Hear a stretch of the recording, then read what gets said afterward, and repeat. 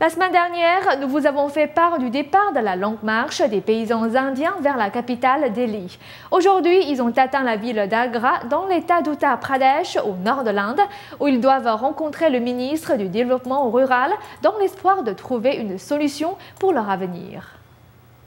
Des dizaines de milliers de paysans sans terre et sans revenus venus de toutes les régions d'Inde poursuivent leur marche vers la capitale Delhi en revendiquant un partage plus équitable des terres et des ressources. Les manifestants ont atteint la ville d'Agra, dans l'état d'Uttar Pradesh, au nord de l'Inde.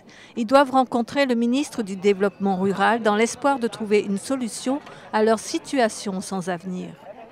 Les paysans se sont préparés à ce grand mouvement national depuis 4 ans, collectant toutes les céréales et l'argent qu'ils pouvaient.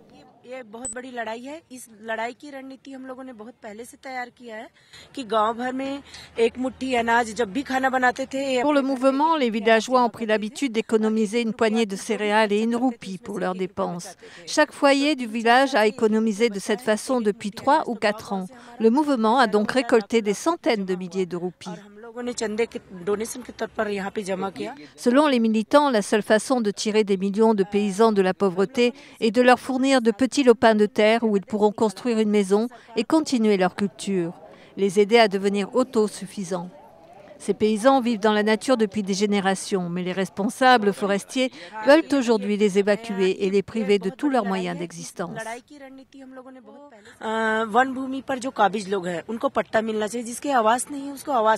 Nous voulons que les gens sans terre vivant dans les régions forestières reçoivent un peu de terre. Une maison devrait être proposée à ceux qui n'en ont pas.